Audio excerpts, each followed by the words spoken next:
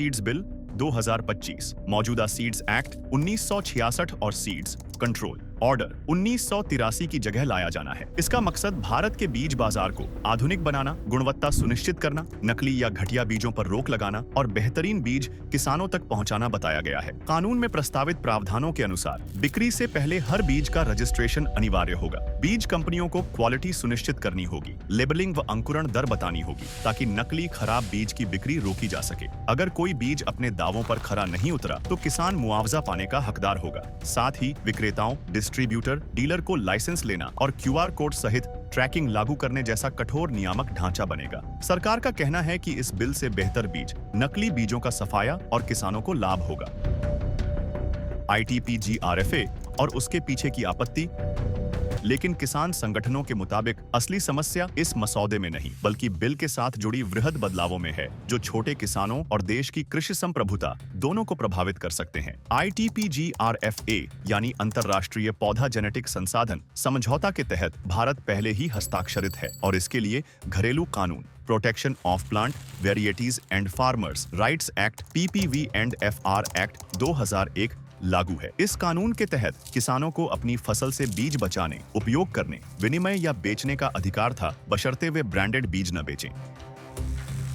Seeds bill 2025 और ITPGRFA के साथ बदलाव से यह अधिकार खतरे में है, यानी उन्हें हर बार नए बीज खरीदने के लिए मजबूर किया जा सकता है, जिससे उनकी आजीविका पहले से कमजोर होगी। किसान सभा AIKS का कहना है कि ये प्रस्ताव सीड्स बिल, ITPGRFA समझौता और हाल की अंतर्राष्ट्रीय व्यापार वार्ताएं एक समन्वित प्रयास है खेतों को कॉरपोरेट कंपनियों के हवाले करने का। उनकी मुख्य चिंताएं क्या हैं? बीज स्वायत्तता का हनन, पारंपरिक और लोकल किस्मों की खेती खत्म हो सकती है, किसानों पर कानूनी दबाव, ब्रांडेड बीज बेचने पर या किसी भी उल्लंघन पर भारी जुर्माना, कानूनी कार्रवाई का डर, बार बार नए नए बीज खरीदने की मजबूरी, खेती की लागत बढ़ेगी, किसान आर्थिक रूप से दबाव में आएंगे, जैव विविधता और पारंपरिक खेती का नुकसान, खेती व किस्मों की विविधता घटेगी, खेती कॉरपोरेट डिजाइन की पटरी पर चलेगी। क्या कह रही सरकार? मैंने सरकार की तरफ से भी कहा है कि सरकार भी प्राइवेट सेक्टर को पूरा सहयोग करेगी। हाँ, जो गलत कंपनी है उनको बर्दाश्त नहीं किया जाएगा।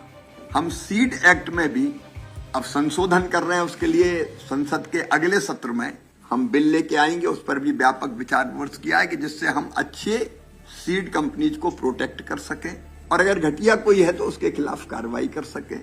तो वो सीड एक्ट भी हम लोग लाने वाले हैं। और मैंने कंपनीज को ये कहा है कि जैसे अगर नया बीज बनता है तो बीज को किसान तक पहुंचने में काफी समय लग जाता है। 3 साल प्राइवेट कंपनी ने प्रयोग किया, फिर 3 साल हम टेस्ट करते हैं, 6 साल और उसके बाद किसान तक पहुंचने में और ज्यादा समय लगता है।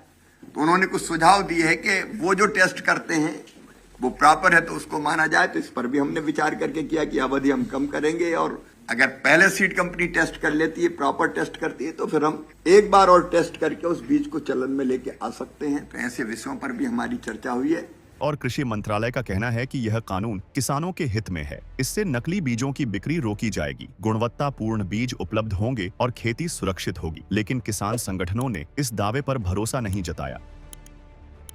वर्तमान ड्राफ्ट में कई खामियां हैं, उसमें हम चेंजिंग चाहते हैं। किसान की जो परिभाषा है उसमें cooperative society, FPO, self help group, वो किसान की परिभाषा में जोड़ा जाए। दूसरा, जो फार्मर्स वैरायटी है उनका पंजीकरण न किया जाए, उनको ब्रांडेड न किया जाए, फार्मर्स वैरायटी को पंजीकरण से मुक्त रखा जाए। तीसरा, हम चाहते हैं कि जो किसान का व्यापार है, जो किसान का नुकसान है, सेकंड जनरेशन का हाइब्रिड सीड किसी कार्य के लिए नहीं होता, बुआई के कार्य के लिए नहीं होता, उसका जर्मिनेशन नहीं होता।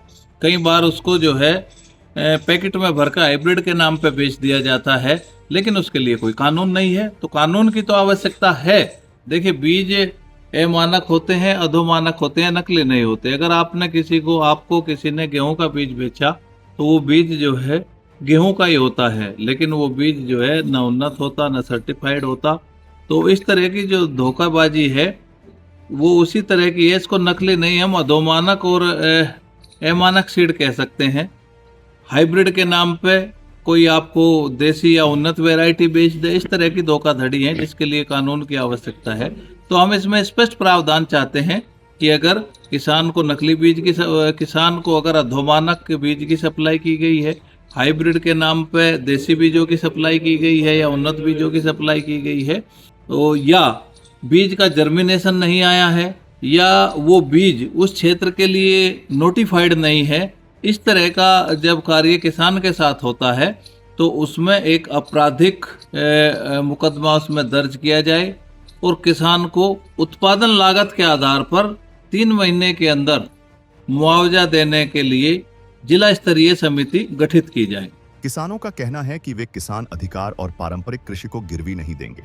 सीड्स बिल 2025 और ITP-GRFA को सरकार कृषि सुधार बताती है, किसानों को सुरक्षा और गुणवत्तापूर्ण बीज पहुंचाने का प्रयास बताती है, लेकिन एक बड़ा हिस्सा कहता है कि इनकी आड़ में केंद्रीकृत कॉरपोरेट खेती को बढ़ावा मिलेगा। दरअसल यह संघर्ष केवल बीज का नहीं है, किसान की आजादी, खेती की परंपरा और देश की खाद्य संप्रभुता का है।